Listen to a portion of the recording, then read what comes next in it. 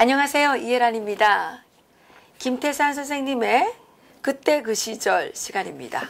오늘도 선생님 모시고 북한의 그때 그 시절 돌아보는 시간 갖도록 하겠습니다. 선생님 안녕하세요. 예, 안녕하십니까. 네, 지난 시간에 우리가 토지개혁에 대해서 말씀을 나눴습니다. 그리고 또 토지개혁하게 되면 북한에서 가장 중요했던 게 산업화, 그러니까 국유화. 그렇죠. 국유화. 네. 요즘에 지금 대한민국 정부도 어느 정도 국유화 과정으로 가고 있는 것 같아요. 그래서 중요 산업 국유화 어떻게 했는지, 그리고 소상공인들, 이 자영업자, 여기로 말하면 자영업자들이죠. 그게. 그렇죠. 예, 그렇죠. 예. 자영업자들에 대해서 어떻게 했는지 이걸 좀 알아보도록 하겠습니다.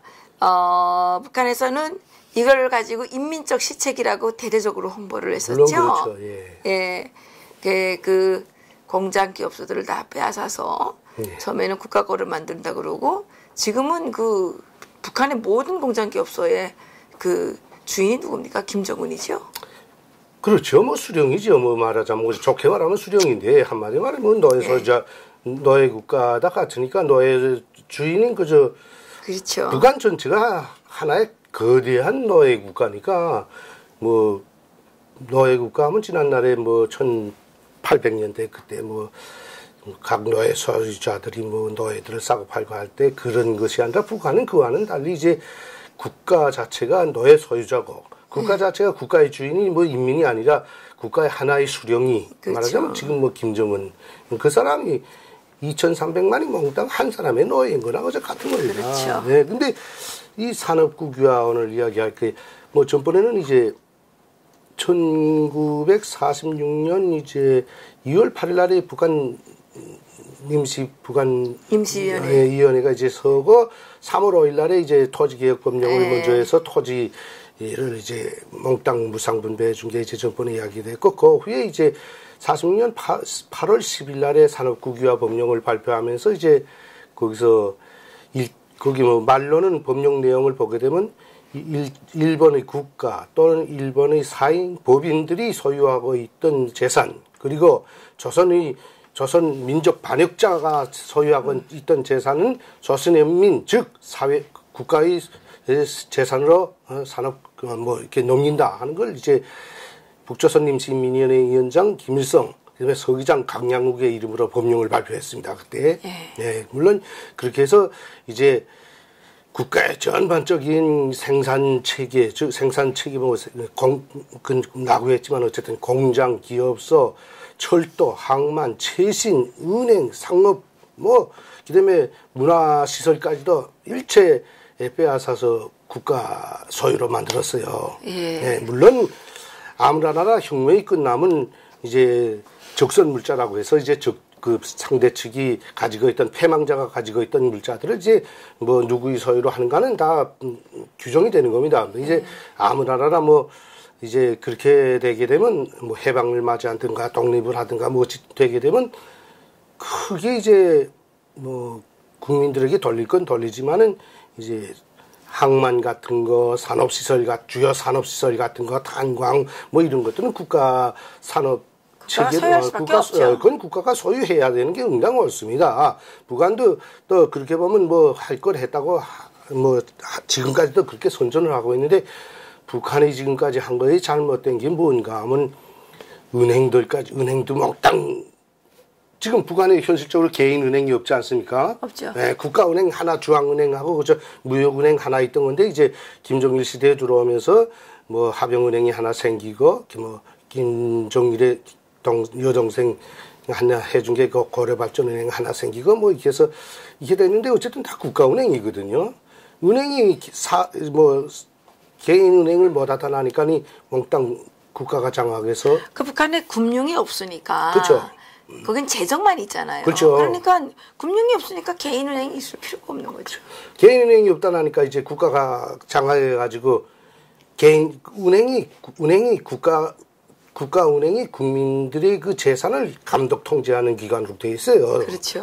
이 뭐 대한민국 같은 자본주의 나라에서는 은행이 개인들이 재산을 보관해주고, 그렇죠. 개인 그 철저하게 보호해주지 않아요. 괜히 이 사람은 돈을 얼마나 여기에 보관하고 있다, 맞아요. 언제 보관했고 어떤 데 갔다는 걸 정말 그 철저히 지켜주지 않아요. 근데 북한은 개인이 은행에다 돈을 넣으면 이 돈이 어디서 나서 이었는가 하는 거 출처까지 밝혀야 하는 그런 처지돼 있으니까 돈이 돌지 못하게 돼 있고, 그 다음에 문제는 상공업자들까지 몽땅 다 없애고 상업 말하자면 도매업이요 소매업이요 하는 그러니까 여기로 말하면 자영업자죠. 그렇죠. 유통 분야까지 몽땅 그렇죠. 국가가 그려진 거예요. 그러니까 여기를 요즘에 소상공인 그렇죠. 상인들을 싹 없앤 거예요. 싹 없앴죠. 싹 없애고 전쟁 때도 있었지 않아요? 전쟁 때도 있었죠. 그때까지만 해도 그렇게 완성 단계가 아니었으니까 있었어요. 그리고 뭐 점차적으로 없어요. 수공업자들도 뭐 있었는데 어쨌든 북한 내에 있던 공업 생산 모든 이 산업 기반에서 99%를 95% 이상을 몽땅 국가가 거둬지는데 그 개수가 1310개 단위를 국가가 그려졌어요. 그러니까 거의나 뭐 약간한 소상공인들 말하자면 그거 빼놓고 그들이 반역자로 규정하지 않은 사람들, 뭐 우리 평양에도 이제 누가 그때 당시 살아남은 사람이 있나 하면 안경생산협동조합 위원장이 그때 이제 북한이 국가적으로 안경을 생산하지 못하고 평양시에 안경생산협동조합이 있어서 내가 있을 때만 1980년대까지만 해도 안경생산협동조합에서 안경을 생산했거든요. 근데 그 사람이 일본 시대 때 안경업을 하던 사람이에요. 근데 그 사람은 민족 반역자로 규정되지 않았으니까 뺏질 않았어요. 근데 문제는 전쟁 시기에 전번에 뭐 농업협동화 그때 한 것처럼 전쟁 3년 끝나고 나니까 개인들이 그 소상공인들이 가지고 있던 기계요, 공장이요, 몽땅 불타고 파괴되고 하나도 남은 게 없었어요. 그러니까 김일성으로서는 그때 또 여기서도 이득을 본 거예요. 그랬군요. 그때 국유화를 하면서 1310개 단위를 몽땅 걷어쥐면서 개인들이 조그맣게 여기 소상공으로 가지고 있던 수공업자 상공인들, 유통 분야에서 복무하던 사람들, 이런 거 조그만 상점 가지고 있던 거, 이런 걸 없애지 못해서, 저걸 어떻게 없앤다 하고 골머리를 앓던 건데, 전쟁이 끝나고 보니까 그게 몽땅 파괴된 거예요. 근데, 그러니까 그 사람들은 살아있는데, 기술자니까 재간은 가지고 있는데 기계도 없지, 공장도 없지, 노동자들, 기술자들 다 죽었지 하니까 다시 공장을 이렇게 세우기가 힘든 거예요. 그러니까 김일성이가 그 사람들을 포섭한 게, 우리가 너희들을 돌봐주겠으니까 다 들어오라. 너네 개인은 하지 말라. 개인 재산은 하지 말고 협동조합 형태로 하라. 그래서 이제 생산협동조합을 묶어줬어요. 근데 그것이 지금도 존재하고 있습니다. 생산협동조합 있죠. 가구 생산협동조합도 각 군마다 하나씩 다 있고, 뭐 부식물 협동, 그렇죠. 도자기 생산협동조합도 있고, 안경 생산협동조합도 있고, 형식적으로 있어요. 그렇게 해놓고. 근데 그게 다 국영기업이잖아요. 그렇습니다. 그게 형식적으로 국영기업이지. 그렇게 생산협동조합이면 그 생산협동조합장에 그 조합장과 그 밑에 임원들의 토의에 의해서라니, 우리 생산은 이달에 얼마하고 판매는 어떻게 해서 판매된 금액은 어떻게 처리하고, 이걸 그들 생산과 판매를 그들 자유대로 해야 되는 거 아닙니까? 전혀 아니잖아요. 근데 모든 생산협동조합이라고 해놓고 모든 그 협동조합들의 국가 계획이 다 들어가는 게, 뭐 군수공장이나 큰 공장이나 똑같이 생산 계획이 다 들어가요. 맞아요. 이제 작은 군에 있던 내가 태어난 자강조령군에도 가구 생산협동조합하고 먹기류 생산협동조합, 나무가 많은 데니까 나무로 이제 뭘 깎아 파는 그 생산협동조합들이 2개 있었는데, 거기도 가구 생산협동조합에도 너희들은 1월 달에 이불장 몇 개, 찬장 몇 개, 뭘 몇 개 하나 국가 계획이 쫙 떨어져요. 맞아요. 그거를 생산해서는 그 사람들이 마음대로 못 팔아요. 그럼요. 국가에서 쭉 빨아게 들어가지고서는 도매소에 들이보냈다가 매 리마다 몇 개씩 쫙쫙쫙쫙 국가가 분배해 보내거든요. 그러니까 뭐 말이 협동조합이지. 저는 협동조합 다음 데가 없잖아요. 몽땅 국가가 그저 기획 주고 국가가 판매를 다 책임지고 국가가 로임 다 주고 다 그러는 게 눈 감고 아웅 하는 겁니다. 그러다 나니까 말이 그저 그렇죠. 근데 그러니까 국가 것을 몽땅 뺏어서 인민의 것이라고 했지만 인민의 것은 거의는 하나도 없는 거죠. 결론은 뭐 예. 국가가 몽땅 책임지고 한다고 하지만은 뭐 결론은 국가 것이 뭐 몽땅 수령의 것으로 됐지 않았습니까? 그렇죠. 네. 근데 그때 저는 뭐 그때 태어나지 않아가지고 잘 모르겠는데 그때 이제 사람들이 그 제조업 그러니까 뭐 수공업자, 개인 상공업 이런 거 하는 사람들이 이제 다 국가에 들어와서 이렇게 하라 그럴 때 네. 이렇게 반발 같은 건 없었나요? 반발을 좀 했대서 재산이 조금 있는 사람들은 반발을 했대는데 근데 공산사회에서는 그렇게 하고 살아남을 수가 없었어요. 근데 거기서 왜 반발이 없었냐면 이 산업국유화 법령을 발표하고 그걸 어떻게 실시했냐면 소련 군대의 후원을 입어가지고 공산당이 들어가가지고 거의나 뭐 일본 아들이 다 파괴하고 간 거예요. 사실은. 그러나 그것마저도 이제 개인들이 가지고 있던 것들은 조금 남아 있었어요. 일본 아이들이 가지고 있던 발전소 뭐 영광로 같은 건 거의나 파괴하고 갔지만은 개인들이 가지고 있던 개인 자본가들이 가지고 있던 말하자면 조선 사람 자본가들이 가지고 있던 것들은 그대로 보존된 게 있었어요. 근데 그걸 국가가 강짜로 어디 가서 뺏고 거기에 반항하게 되면 잡아 죽인 것도 많고 하고 가만히 있으면 거기서 뽑아가지고 딴 데로 추방시켜 버렸어요. 거기서 살지 못하게 하고 100% 추방시켰어요. 그리고 뭐 자식들이 좀 크고 덩치가 큰 그 집안의 사람들이 좀 노동자들이랑 있어 반항하게 되면 잡아다 몽땅 쐈거든요. 그때. 네, 그걸 공산당들이 하는 그 행동을 봤기 때문에 감히 누가 반항을 못했어요. 솔직히 말해서. 예. 그 다음에 중요한 게 뭔가면 예. 유통업을 몽땅 국가가 장악해가지고는 소비조합 상점을 만들어서 그것도 소비조합으로 만들었어요. 예. 그래서 매 리약 단위들에다가 소비조합 상점이라고 만들어 놓고 국가에서 생산한 상품을 팔게 하면서 장마당을 조금씩 열긴 열었어요. 근데 무엇을 장악했나 하면 장마당에서 철저하게 공업용품과 쌀을 판매하지 못하게 했어요. 네. 그래서 장마당에서는 일체 쌀이 왜 농민들이 조합에서 또 자체로 그때까지만 해도 가지고 있던 밭에서 자기네가 생산을 했으면 자기네가 내다가 마음대로 처분권을 가지고 장마당에 팔 수 있었어야 되는데 장마당에 팔 수 있는 건 오직 배추, 무, 달걀, 파 뭐 이런 채소류 같은 거 이런 것만 하게 돼 있지 국가가 장악한 이 알곡은 극대 수매 양정성이라는 걸 산업국에다가 하나 만들어 가지고 국가가 그때부터 전국에 4,000개가 넘는 배급소를 설치하고 배급을 주기 시작했어요. 그렇게 해가지고 식량이 판매되지 못하게 하면서 전 국민들이 국가가 주는 배급에 딱 목을 매서 살게 그렇게 국민 통제에 들어갔어요. 말하자면 2천만 국민들을 몽땅 짐승처럼 사람이 주인이 밥을 줘야 먹고 밥을 먹기 위해서는 주인을 따라다니는 개처럼 그때부터 국민들을 딱 식량으로 얽어맸던 겁니다. 이게 산업국유화 법령이 상업, 소비, 유통까지 장악한 게 이게 우연한 게 아닙니다. 이게. 그렇군요. 예. 그 북한에서는 그 양정이라는 게 양정이다. 양국 정치입니다. 양국 정치죠. 예. 쌀 정치라는 겁니다. 네, 정치죠. 예. 그 쌀을 정치를 하니까 이게 노예가 되는 거죠.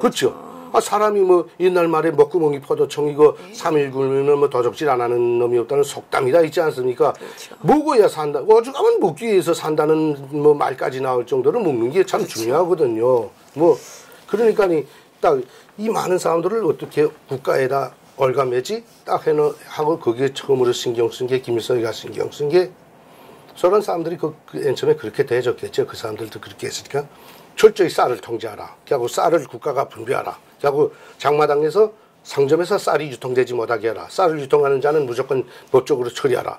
이렇게 해서 먹기 위해서는 할 수 없이 국가가 시키는 대로 일을 해야 됐어요. 그러니까. 그렇군요. 네. 저기 선생님도 지금 자영업 하시죠? 그렇죠. 근데 요즘에 그 정부가 네. 최저임금을 지금 대폭 올렸어요. 이거 우리 보고 다 폐업하라는 거 아니에요? 그렇죠. 뭐 올해 뭐 7,350, 530원인가 하고 내년도 이제 8,350원 또 올리잖아요. 예. 10%, 13%인가 또 올리는데 이거 자영업자들 뭐 다 죽이는 거예요. 솔직히 말해서. 이거 폐업해야 되겠네. 그러니까 지금 정부가 돈은 뭐 속담에 있는 것처럼 재주는 거미 부리고 돈은 주인이 배때기 불린다는 식으로 지금 돈은 자영업자들이 조금 버는 그 돈 조금 버는 거 가지고 지금 문재인 정부가 자기네 난내기 하면서 좀 젊은 아이들 일하기 싫어하는 노동자들 너희 몰래 주고 노동 시간 깎아주면서라니 자기네 지지표 얻으려고 지금 이따오치도 하는 겁니다. 그러니까 하지 말라는 거 아니에요. 하지 말라는 거죠. 그 우리 폐업해야 되겠는데 돈이 없어요. 폐업하는데도 돈이 들어가잖아요. 우리도 뭐 이제 우리도 폐업 다 됐어요. 우리 와이프 혼자서 일하는데 뭐 석 달째 넉 달째 마이너스 나는데. 그럼 어떻게 하겠어요? 근데 그 뭐 이젠 저 사업체 팔아야 되는데 누가 싸지도 않아요. 몽땅 뭐 다른 누가 사요? 다른 사람 다 폐업해야 되는데. 다 폐업하고 우리도 겨우 지금 살아남았는데. 아니 그래서 저는 그 이런 생각이 들어요. 원래 이 자본주의사에서 강제로 이주시킬 때는 이사 지원금이라는 걸 주거든요. 이주비를. 네. 그 우리가 폐업하고 싶어서 하는 게 아니라 문재인 때문에 폐업하니까 우리도 이거 폐업 자금을 받아야 된다는 거예요. 그리고 우리가 투자했던 거에 대해서 손해보고 있잖아요. 뭐 북조선 손해보상 받아야지. 북조선 따라가는 정부인데 그거 그대로 뭐 이거 아니 안 주면 달라고 그래야지. 46년 8월 10일 날 이거 산업국유화 법령 발표하고 북한이 뭐 개인 자본가도 있고 몽땅 재산 뺏길 때 돈 주고 뺐었어요. 무료로 몽땅 뺏겼어요. 아니 그럼 여기가 북한은 아니잖아요 지금. 지금 그대로 닮아가는데 뭐 그건 나보고 닮아가면 안 되죠. 닮아가면 헌법을 유린하는 거니까. 아니 우리는 지금 권리가 있어요. 그러니까 우리 문재인한테 이거 폐업 자금하고. 이 나라 국민들이 그걸 모르고서 이런 정부에 손들어져서 이런 정부를 세워놨습니까? 이젠 이 손들어준 사람들도 이젠 각성을 좀 하고 이젠 정신을 차려야 되는 겁니다. 정신 차려서 뭐예요? 폐업하게 됐는데. 폐업하면 빨리 돈을 달라든가 뭐 돈 달라 그래야지. 폐업하지 못하게 뭐 폐업하려니까 돈이 없단 말이에요. 이거 노동시간제 폐지하라든가 아니면 너희 몰리는 거 이거 없애라든가 그래야지. 아니 그거 안 없애니까 우리 폐업하겠단 말이에요. 이 사람들은 그저 무슨 개인 사업만 하면 그저 강짜로 다 그저 곽질이 돈을 긁어 버는 줄 알고 사장들은 그저 노동자들한테 노임 조금 주고 그저 다 빼들어 가지는 줄 아는 거예요. 그러니까 우리는 북한에서 말하던 식으로 뭐 사업을 하는 건 자본가로서 착취자고 거기서 밑에서 일하는 자는 노동자 피착취 계급으로서 그저 너희처럼 노동력만 착취당하고 그저 겨우 뭐 200풀칠만 하는 정도로 이렇게 우리가 배야 하는데 진짜 그대로 이거 문재인 정부가 지금 알고서 우리 개인 소상공업자들 이거 중소상공업자들 다 잡아 죽이려고 잡들이 하는 거예요 지금.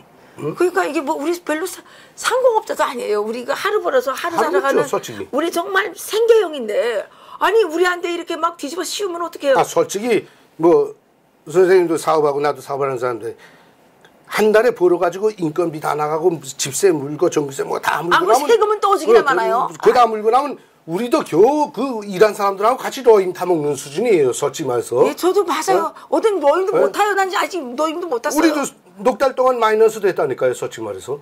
응? 근데 이제 이렇게 중요산업 국유화처럼 하려고 그러나 봐요. 이걸 듣다 보니까 그러네요. 이게 북한 이거 지금 일하다가 하는 게 지금 산업 국유화 하려고 잡돌이 하는 거예요 지금. 응? 야 정말. 국가가 다 뭐 빼들어가지고 뭐 어디 가려고 하는지 모르겠어요. 이제 국가가 뭘 가지고 먹여 살리려고 하는지 이제 이렇게 너희 몰리고 그다음에 좀 시간 그러니까 우리 보고 사업하지 말라는 거예요. 하게 되면 이제 소상공업자들 다 이제 문 닫고 나가게 되면 그 거기에서 조그마한 돈이라도 받아먹던 사람들 다 실업자 되고 사업하던 사람들 나도 실업자 되는데 우리 같은 실업자들 이제 무엇으로 먹여서 그럼 어디 갈 거예요? 북한처럼 뭐 직업이라도 주던가 그러면 다시 탈북해야 돼요? 다시 탈남해야 돼요? 아니 뭐 탈남해서 다른 나라로 나가던가 해야지 뭐 어떡하겠어요 지금. 미치겠네 진짜. 뭐 길지 않아도 뉴스들 보니까니 문재인 정부 들어서서 다른 나라로 나가는 인구수가 부쩍 늘어서 70몇 프로. 네, 그렇게 된다고 하면서라니 이제 몇 년 후이면 이 나라가 땡땡 빌 것 같다는 소문도 떠는데. 그래요? 네. 그러면 다 내보내고 자기들끼리 살려고 그러나? 뭐 북한 사람 끌어들이다가 같이 살라고 하는지는 모르겠는데 하는 거라지 보게 되면 지금 북한에 이거 산업국유화 법령 발표하고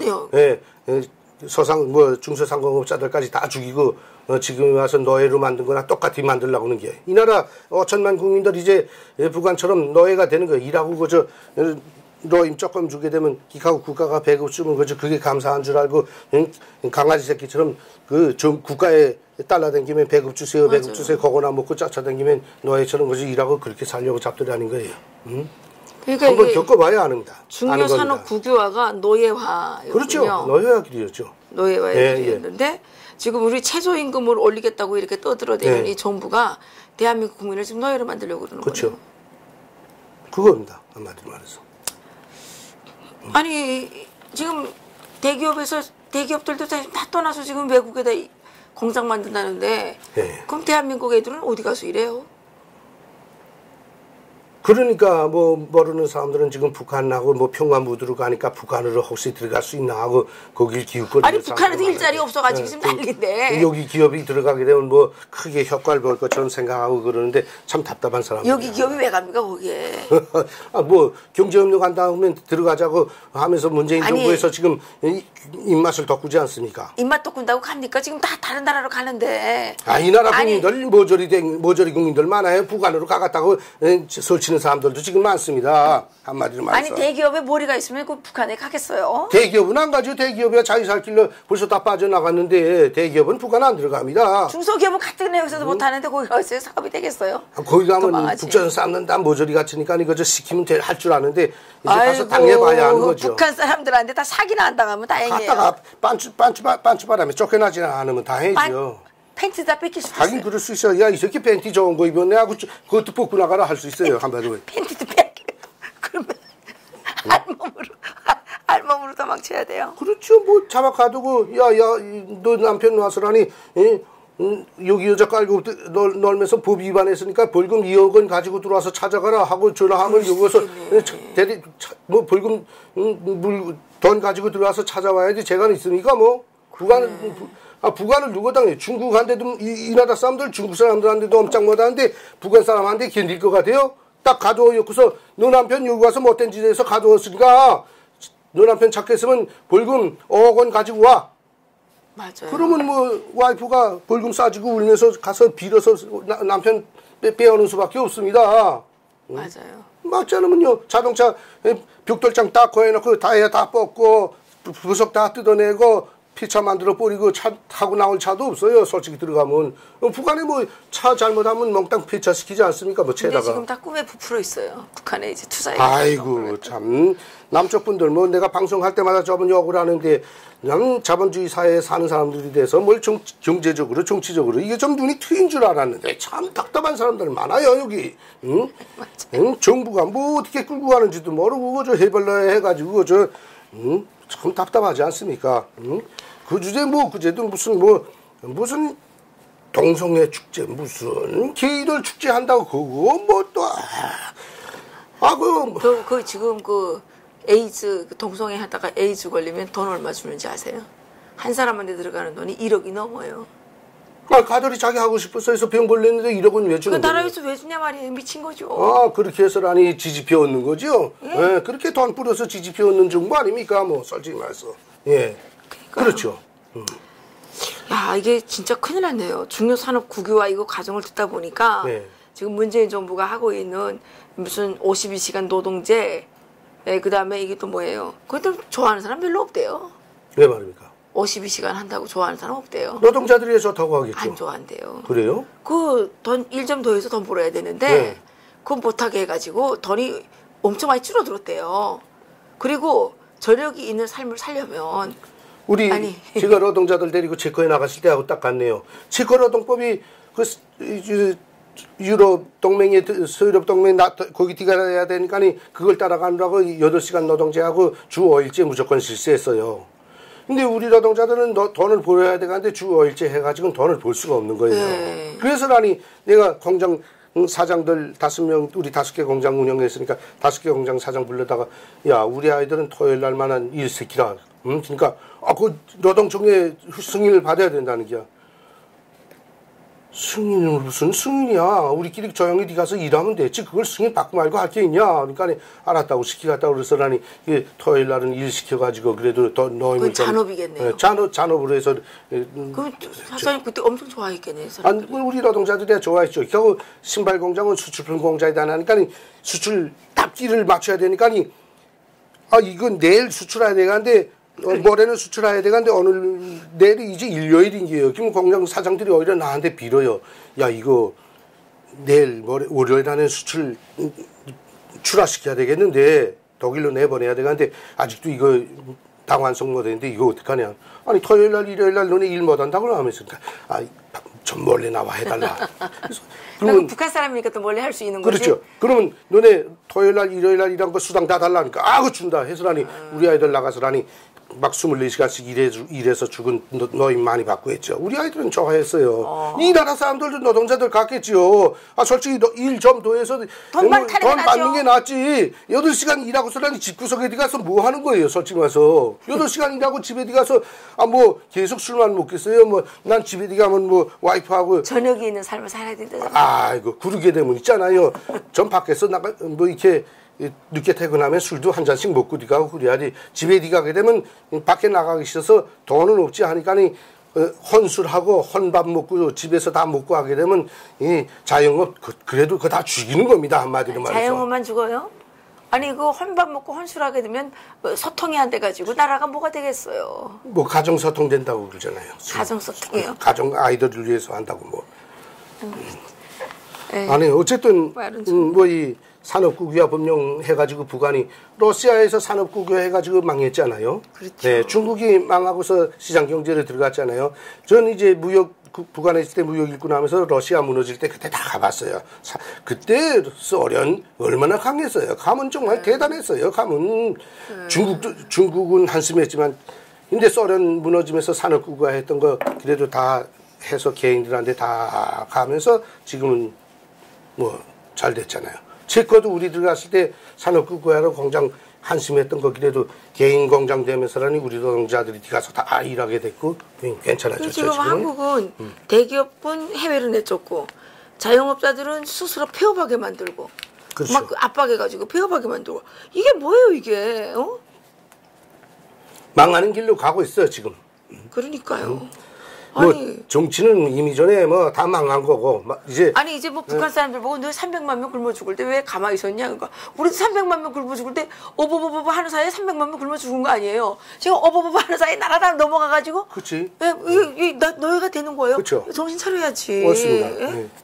이 지금 경제 토대는 옛날 박정희 시대 때부터 다져온 건데 선배 대통령들이 다져온 이 경제 토대를 지금 다 좌파 정권 들어서서 다 말아먹는 겁니다. 이거 지금. 그러니까요. 세상에 월급도 한 번도 안 줘보고 세금도 한 번도 안 내는 곳들이 청와대만 들어갔다고 그냥 별의별 줄실 다 하고 있어요. 그렇죠. 제가 지난 기간에도 이야기했잖아요. 오늘 방송에도 이야기했는데 박정희 시대 때 그렇게 그 사람이 북조선보다도 한심한 경제 터대에서 지하전도 없는 나라에서 경제 노선을 잘 세워가지고 이렇게 잘 사는 나라를 건설하지 않았냐 하니까 박정희가 어떤 한심한 인간들은 박정희가 했나? 우리 국민들이 이렇게 잘 동원돼서 잘해서 나니 그렇게 됐지 하면서는 박정희 업적을 주겠어요. 근데 지금 국민들은 왜 안 하고 자빠져서 그러나? 응? 그러니까요. 정부 수반이 어떤 정책을 실시하는가가 어떻게 얼마나 중요하다는 걸 이제 깨달아야 할 때가 된 겁니다. 이 나라 국민들도. 그러니까요. 제가 오늘 이 산업 국유화를 보면서 정말 이 남한에서 요즘 일어나고 있는 일이 이 그 산업 국유화의 재판 같은 느낌이. 그렇죠. 전번에 이야기한 그 토지 국유화 뭐 여당 대표가 그 여당 대표가 그거였지. 지금 경제판 돌아가는 거 보게 되면 그렇죠. 이 산업국유화 하고 망하는 길로 가는 겁니다. 지금 그 길로 따라가는 거예요. 사회주의 경제 형식으로 따라가는 겁니다. 한마디로 말해서. 그렇죠. 네. 지금 개인 자본가들을 없애고 사유재산 없애고 몽땅 국가가 다 걷어지고 뭐 한다는 식으로 이렇게 나가는 거예요. 북한도 그 김일성이가 경제 한번 해본 적도 없는 것이 그렇죠? 다 뺏어가지고 그렇게 해가지고 망친 거 아닙니까? 사회주의 공산주의자들 다 경제 문명자들 정치 야심가들입니다. 이 사람들은 지금 권력밖에 없는 거예요. 대한민국도 지금 그걸 추종하는 사람들이 들어앉아서라는 이 경제 문명자들이 들어앉아서 지금 대한민국 경제 다 말아먹는 거예요. 이거죠. 솔직히 말해서 이제라도 이 나라 국민들이 자영업자들이랑 이거 대기업 사장들이랑 좀 들고 일어나서 이거 뭐 이렇게 대책을 취하고 변혁을 일으키지 않으면 망하는 겁니다. 저는 그 변호인단이 만들어지면 돈 내려 그래요. 우리 소송 비용 내고 집단 소송 해야 된다고 생각해요. 집단 소송.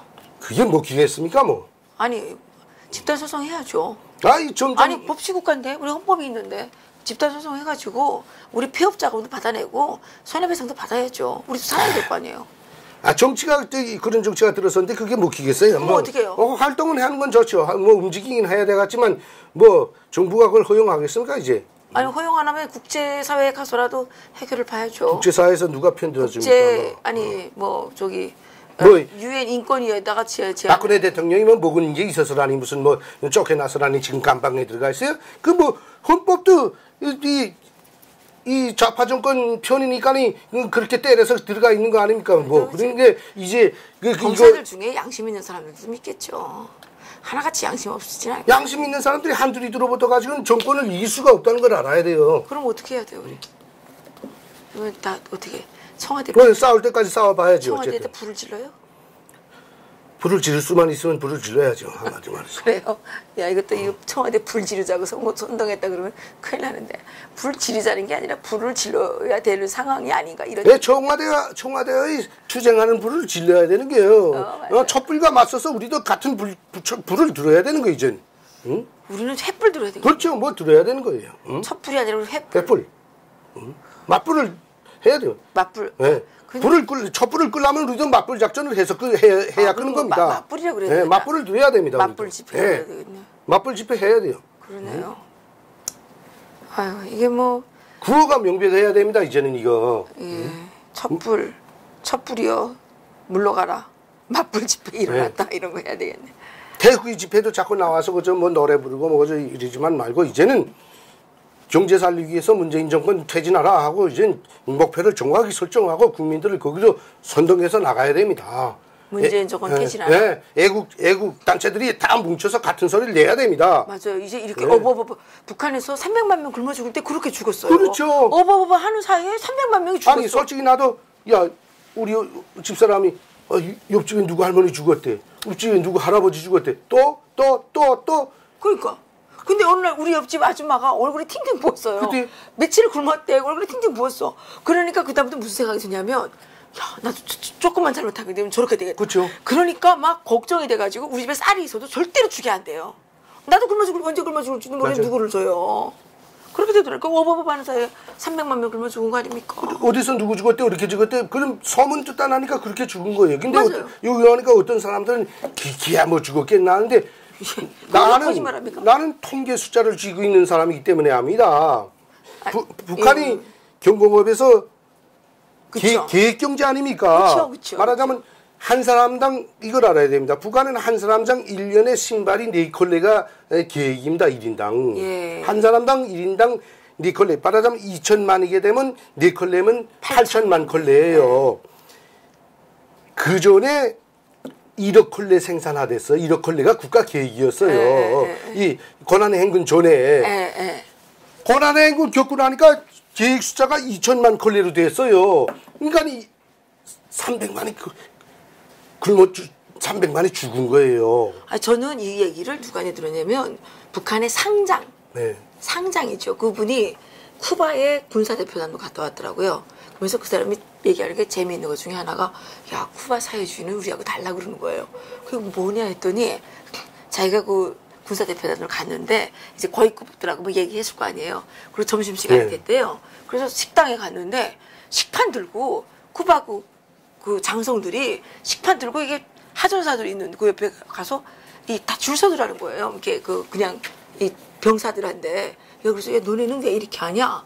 그랬더니 그 쿠바 거의 장교가 하는 얘기가 야 우리 이렇게 하려고 사회주의 혁명한 거 아니야? 이랬다는 거예요.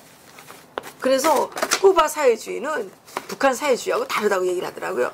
그분이 날 보고 얘기한 게 뭐냐면 노동당원 50만 명을 포함해서 인구의 12% 300만 명이 죽었다는 거예요. 국가 통계가 올라온 게. 그게 96년 12월 말쯤이었습니다. 우리 뭐 경공업은 인간 숫자대로 생산을 하기 때문에 그렇지. 그건 뭐 속이지 못하는 거예요. 그건 어떤 놈 거짓말이 하면 내가 와서 이야기할 거예요. 그 전까지만 해도 9,200만 컬레 거의 1억 컬레가 계획 생산 숫자였어요. 생산 계획 숫자. 거기에 따라서 생거무 수입, 무슨 원료 수입, 천 수입, 가죽 수입 다 수입 계획이 말려가지고 각 공장마다 내려가서 너네는 몇 컬레 생산해서 한 사람당 1년에 4컬레씩 공급하라. 상반년도에 2컬레, 하반년도에 2컬레. 이렇게 해서 되던 건데 사람이 다 죽고 나니까 빼니까 8천만 컬레 계획 숫자나 428 2천만만 남은 거야. 그러니까 그렇죠. 300만이 없어진 거야. 그렇지. 9,200만 컬내던 건데. 맞죠. 그러니까 야 이거 300만이 그새 죽었네. 딱 이렇게 된 거야. 이게 여기 오니까 벌써 누가 그 말을 하더라고. 그래도 야 여기도 정보가 있구나 하는 걸 난 생각했죠. 북한에 들었다니까요. 어쨌든 그래요. 그게 북한은 계획 경제이기 때문에 경제가들만 하면 한 사람이 1년에 런닝구 몇 개, 팬티 몇 개, 여자는 여자 팬티 몇 개, 남자 팬티 몇 개, 딱 계획 숫자가 있기 때문에 이건 몇 살에서 몇 살까지 신는 수 몇 개, 팬티 허수 몇 개, 무슨 요거 딱딱 숫자가 나오기 때문에 복잡해요. 그거 그냥 신고 싶은 대로 신게 해야지 왜 그렇게 만들어가지고. 계획 경제라는 게 그렇게 참 복잡하게 국가를 운영해 나가는 나라인데 이 나라도 복잡하게 그렇게 따라 나가는 나라예요. 이 나라 대통령은 그저 국민들에게 야 자꾸 그 감사원이랑 까불게 이렇게 복잡하게 놀지 말고 편안하게 국민들이 사업을 하도록 편안하게 보장해주고 세금을 낮춰주고 어떻게나 세금을 낮춰주고 말아. 이렇게만 지도 사업을 하면 되지. 야, 그 노동시간 단축하라. 이거 러인 좀 많이 주게 하라. 뭐 이렇게 그걸 정책으로 내세우게 되면 그 기업 죽이는 겁니다, 그거. 다 죽인 다음에 뭐예요? 우리 폐업해야 되겠어요, 다. 아, 이제 조금 있으면 식당들, 술집들 몽땅 닫으면 이 나라도 유럽 나라들처럼 저녁 8시, 9시만 되면 몽땅 문 닫고 어디 가서 술 한잔 먹을 때도 없는 나라 되고 말겠어요. 유럽은 식당 없어요? 그거 8시간 보장하면서 저녁에 식당 여는 데 없어요. 호텔이나 어디 가야 술 한잔 먹지. 그래, 호텔은 비싸잖아요. 그 호텔, 이게 우리도 출장 나가게 되면 북한에 있을 땐 출장 유럽 나라들에 나가게 되면 벌써 어디 가서라니 술부터 부탁해서 싸다 놓던가 그 우리를 초청한 데다 야 술 좀 이렇게 갖다 놓으라. 기계 놨다가야 먹지 출장 가서 술 못 먹습니다. 낮에 싸다 놓지 않으면. 그럼 저녁이 있는 삶이 아니라 저녁이 고독한 삶. 그렇죠. 유럽은 저녁에 그저 몽땅 문 닫고 식당 몽땅 그러니까 저녁이 없는 거 아니에요? 저녁 없어요. 어디 나가 저녁 못 먹으면 배 굶습니다. 호텔 그러니까. 찾아 어디 가서 그저 비싼 거 먹어야 돼. 호텔 데 가게 되면 낮에는 술 한 병에 한 대여섯 10달러면 이렇게 싸던 건데 저녁에는 반 컵에 딱 잘라서 좀 그거 10달러, 20달러씩 이렇게 내고 먹어야 되는 거예요. 술 마시려면. 그렇기 때문에 근데 이 나라도 이제 8시간 노동하고 더 못하게 하면 식당들 8시간 딱 하게 되면 12시에 나와서 저녁 8시 되면 노동자 8시간 되는데 그 이상 더 하게 되면 그 최저임금비 올라간 데다 가서라니 더 일했으니까 보충 비용을 더 줘줘야 되니까 할 수 없이 노동자들 퇴근을 시키게 되면 사장 혼자서 식당 운영할 수는 없잖아요. 그러니까 몽땅 문 닫아요. 저녁 8시 되면 점심 보장한 식당 저녁 보장하게 되면 저녁 8시면 몽땅 문 닫아야 됩니다. 그러면 우리 어디 가서 저녁에 솔직히 무슨 저녁이 있는 삶은 무슨 저녁이 있는 삶, 저녁에 죽은 삶이지 완전히. 저녁에 고독한 삶. 솔직히 집에 퇴근해 가서 밖에 나가서 술 한잔 마시고 맥주 한잔 마시고 친구들하고 노는 재미가 한반도에서 좀 쏠쏠하잖아요, 솔직히 말해서. 네, 그렇죠. 그거까지 없으면 이제 이 나라 어떡하려고 그래요, 솔직히. 애들하고도 먹어야죠. 그러니까 집에서 혼술하고 집에서 혼밥하고 하게 되면 그저 기업 다 망하고 마는 거예요. 자꾸 나가서 소비하면 식당 외식도 하고 술도 먹어야 그래도 그러게요. 살 거 아닙니까? 그러면 여기 원장님네 이 식당도 저녁 8시면 다 돼야 돼요. 저 사람들 우리 요즘에 손님이 8시 조금 넘으면 다 떨어져요. 손님이 떨어져요. 그러니까 하여튼간 그러면 저 노동자들도 낮에부터 식사 보장하면 저녁 8시면 8시간 되죠? 분명 12시 전에 나왔겠는데 8시간 하게 되면 저녁 7시, 8시면 8시간 끝나면 더 시키면 이렇게 되면 로임이 겁을 올라가야 되잖아요. 지금 겁을 올라가고 최저임금 비싸져가지고 사람. 거기다 최저임금 비싸진 데다 로임 시간 연장시키게 되면 더 줘야 되니까 문제예요. 그러니까 로봇 사야 돼요, 로봇. 그다음에 그것마저도 시간 연장하면 사장들 잡아간다고 그러잖아요. 그러니까 로봇 사야 된다니까. 어떻게 하려고 하는지 모르겠어요. 로봇 사야 돼요, 로봇. 일하는 로봇. 글쎄, 그러니까 그걸 로봇을 만들어서 국수 누르는 로봇 만들고 서빙하는 로봇을 만들어내는 어떤가 차라리. 그래야죠. 우리가 누가 만드는 게 우리가 만들어야죠. 야, 근데 로봇도 이제 또 하루에도 본명 만들어가지고 또 못 살게 걸 거 아니에요. 그렇죠. 예. 그러니까 이게 사람을 괴롭히기 위해서 태어난 정부 정말 사람을 피곤하게 합니다. 사람 개인당 인건비 올리고 노임 올리게 되면 거기 따라서는 상품값 따라오른다는 걸 왜 모릅니까? 솔직히 말해서. 그래요? 최저임금 올라갈 필요 없어요? 그렇죠. 할 수 없이 사장들은 할 수 없으니까 이 상품값 올려야지 제가 않습니까? 그걸 그렇죠. 거기서 뽑아야 노임을 줄 수 있잖아요. 그렇죠. 그러면 뭐 옛날에 뭐 100만 원 가지고도 살 수 있는 거가 200만 원 가지고 그렇죠. 살기 어려워지는 거죠. 솔직히 우리 가져왔을 땐 10,000원만 가지고 나가면 있잖아요. 보따리 두툼하게 해서 장바오던 건데 요즘엔 10,000원짜리 가지고 나가서는 살 게 없어요. 참 그렇게 15년 만에 그렇게 상품값이 많이 올랐다는 건 상상도 하기 어려운 거예요. 살 게 없어요. 정말 큰일입니다. 이 나라 국민들 정말 이거 각성해야 됩니다. 우리는 북한에서 겪어봤으니까 이거 또 여기 와서 나는 이제 자본주의 시장하고 대비를 해보니까 자본주의 시장이 이래서 좋구나. 시장 경제가 이래서 좋구나 하는 건 난 경제가로서 이걸 느꼈기 때문에 그렇죠. 이 나라 그래요. 경제 막 찬성하고 지난번에 김일성이 사회주의 경제 일으킨 거하고 박정희가 이 없는 토대에서 이 나라 가공공업이 일으켜서 지금도 빛을 보게 한 거 이걸 보고 대한민국 사람들 참 똑똑하고 일 잘해서 좋은 나라 만들었다고 찬성했는데 지금에 와서 이거 참 이젠 사업도 못해 먹게 좌파 정부 들어서면서 경제정책 이렇게 한심하게 쓰는데 아직도 이건 무덤덤한 거예요. 오히려 뭐 민주노총 사람들이 오히려 뭘 들고 일어나고 하면서 또 들어대는데 왜 자영업자들이랑 이걸 상공업자들이 아직도 중소업자들이 가만히 있는지 모르겠어요. 들고 일어나야죠. 이거 민간단체들도 또 이거 좀 이제 여기에 들썩들썩 해야 됩니다. 정신 차리고. 맞아요. 그 어쨌든 이게 정부가 최저임금 계속 올리려면 폐업 자금도 해줘야 되고 손해배상도 해줘야 돼요. 아니 우리가 분명히 헌법에 재산권을 보장받을 수 있도록 돼 있는데 국가가 이렇게 우리를 강제적으로 탄압해가지고 폐업하게 하고 이렇게 하게 되면 국가가 보상을 해줘야죠. 북한에다가 퍼주고 나면 보상해 줄 게 있어요, 뭐? 없어요. 아니 북한에 퍼주지 못하더라도 우리를 보상해 줘야지. 우리는 세금 내는 사람들인데. 나도 보상 받으면 좋겠어요, 좀.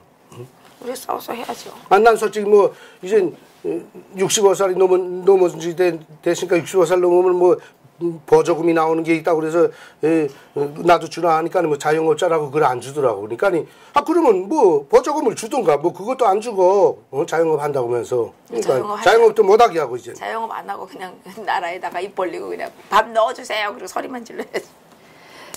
어쨌든 좋은 나라입니다. 네, 이게 나라인지는 모르겠습니다.